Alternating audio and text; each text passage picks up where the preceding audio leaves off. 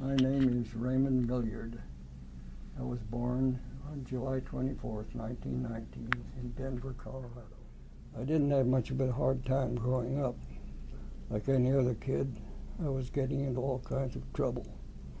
My twin brother, sister, and I were not greatly affected by the Great Depression. My dad was a World War I veteran, but he died when I was only 4 years old, and Mom was a nurse, so we lived off a generous pension. I attended college at the Colorado School of Mines and was majoring in engineering. At this point in the war, tensions were very high against Japan.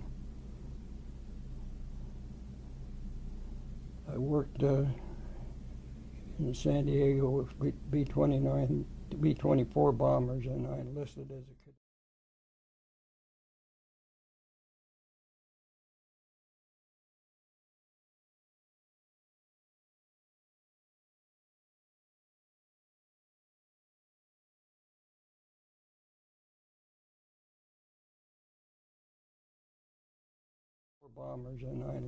a cadet. In the Army Air Corps. My brother served in the Marines and was at Pearl Harbor when the Japanese attacked. I was sent for advanced training to Sioux Falls, South Dakota, where I was taught to send, receive, and decode messages.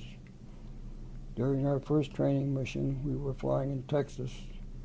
One of the engines got an oil leak and caught on fire along the way.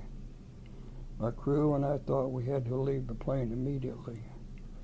Fortunately, the fire control took care of it. This made me wonder if the rest of my service was going to turn out similar to that incident. However, because my service took place toward the end of the war, I didn't see much combat. I was on many memorable missions in which my crew and I dropped off supplies to POWs in the Pacific. We flew on B-29 Super Fortresses. Instead of dropping bombs, we dropped off supplies. Remember earlier when I mentioned the oil leak? Well, it actually happened again on a mission. Luckily, we had trained for this and knew what to do. Even if you went on a peace mission, we never knew whether we would make it back because maintenance malfunctions were so common. We were forced to do an emergency landing in Iwo Jima.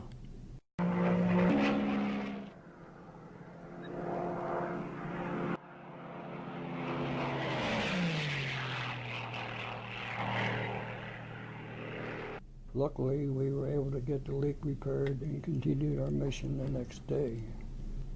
After the war, I was transferred to a fighter pursuit unit in the Philippines.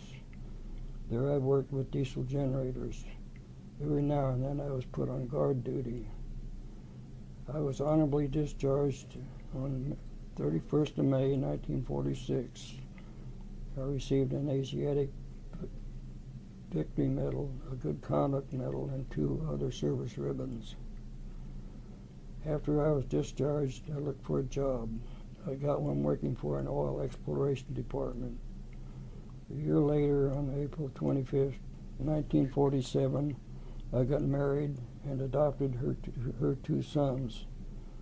I look back at my service with no regrets and encourage you, the young generation, that if you have a chance to serve your country, don't miss out, because in the long run, it will make you a much better person.